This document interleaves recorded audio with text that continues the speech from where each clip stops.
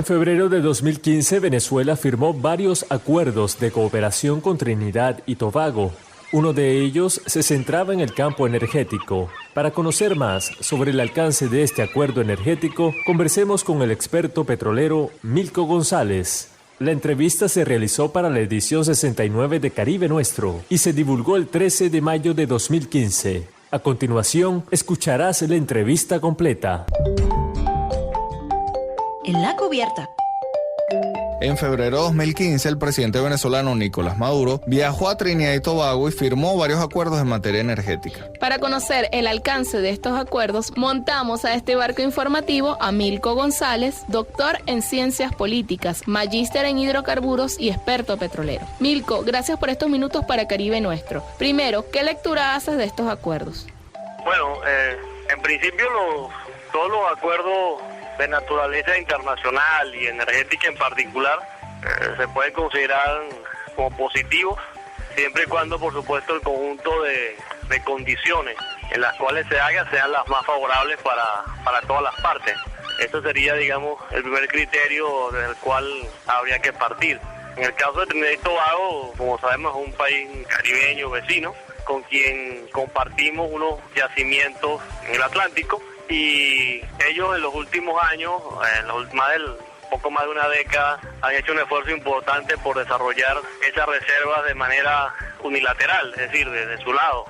Son ya lo que llamamos yacimientos compartidos, un yacimiento que geológicamente está ubicado entre los dos países, la frontera de los dos países. Son áreas marinas, yacimientos en áreas marinas. Y si las condiciones en las cuales se firmaron los acuerdos a una explotación conjunta de esos yacimientos gasíferos especialmente, que podrían llevarnos a una producción de gas licuado para exportación, LNG, bueno, me parece positivo. Lo que habría que puntualizar es las condiciones de participación del país en esos acuerdos y más todavía si están participando corporaciones extranjeras, porque Trinidad y Tobago como tal no tiene la capacidad propia para desarrollar reservas de hidrocarburos, siempre se ha apoyado en grandes compañías transnacionales. Milko, Venezuela y Trinidad y Tobago nunca habían tenido alianzas en materia energética. ¿A qué crees que se debe este distanciamiento? Bueno, las relaciones de cooperación entre los países tienen siempre su momento histórico para darse, dependiendo de las circunstancias. Incluso procesos de cooperación en algún momento pueden dejar de serlo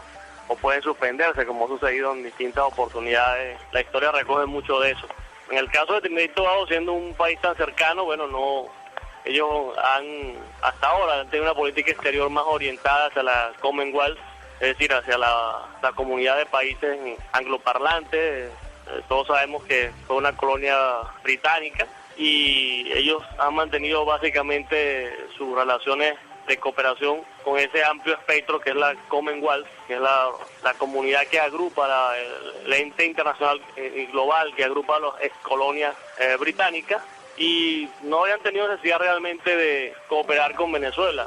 Yo creo que incluso puede decirse que la posición de ellos ha sido bastante más proactiva que la de Venezuela. Ellos comenzaron a explotar esos yacimientos hace ya bastante tiempo de manera unilateral, por supuesto aspirando a beneficiarse de ellos porque están sacando por debajo parte de nuestra reserva. Y nos lleva una considerable ventaja en materia de gas licuado, porque ellos empezaron con un primer tren, ya creo que van por 4, estaban proyectando a construir 2 más para llegar a 6, y toda esa exportación ha ido, mejor dicho, hacia la costa este de los Estados Unidos. Venezuela tenía proyectos similares hace varios años atrás, poco más de unos 15, 20 años, para desarrollar con ese mismo fin la reserva al norte de Paria. Primero con el proyecto Cristóbal Colón y después el proyecto se redujo en su tamaño y empezó a llamar Mariscal Sucre, como entiendo que se llama actualmente. Ya para terminar, Milko, ¿qué dice la legislación internacional sobre los yacimientos de gas o petróleo compartidos por dos países? ¿Cómo deben explotarse estos yacimientos? La legislación internacional en materia de hidrocarburos, que es bastante extensa, hay incluso volúmenes enteros de recopilación de legislación internacional en materia de hidrocarburos. Hay incluso una maestría en legislación petrolera internacional en la Universidad de Dundee, en Escocia, por ejemplo. O sea, que es un tema que ha sido suficientemente desarrollado y abordado.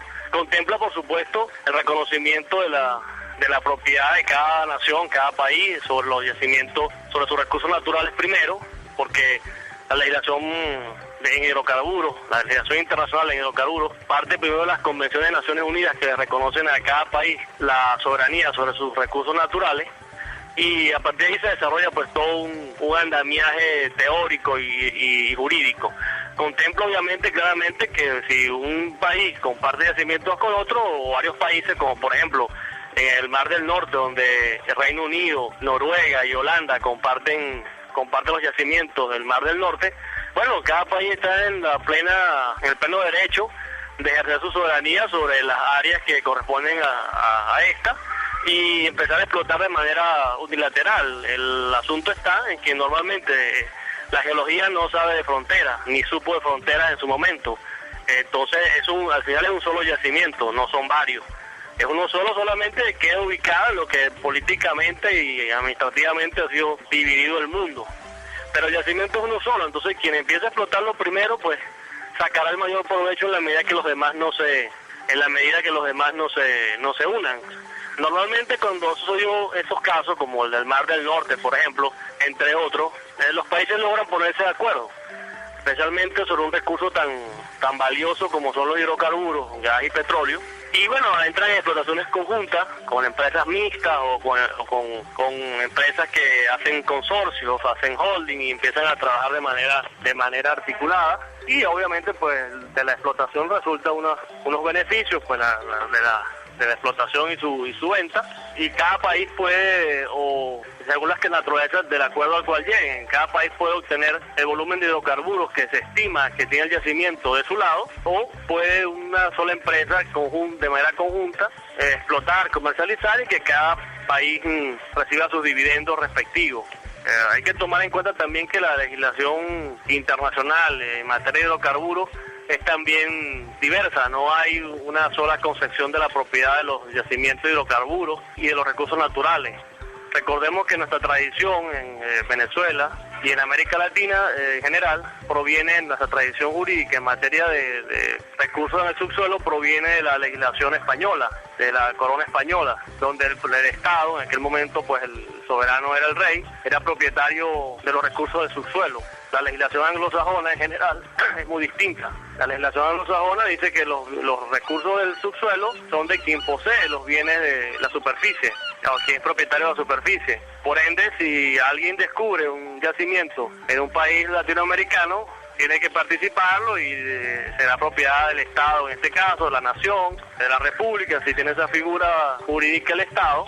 Y el Estado, bueno, hará lo que sea pertinente para explotarlo, e incluso entregarlo en concesión. En el caso de la legislación anglosajona, si alguien descubre un yacimiento en tierras que son de su propiedad, automáticamente tiene la propiedad sobre esos yacimientos, sobre los recursos que subyacen en el subsuelo. Y por ende, pues tiene el derecho a explotarlo. Pues ahí se derivará, por supuesto, un conjunto de responsabilidades fiscales e impositivas, pero finalmente el recurso que está en el subsuelo es suyo, ¿no?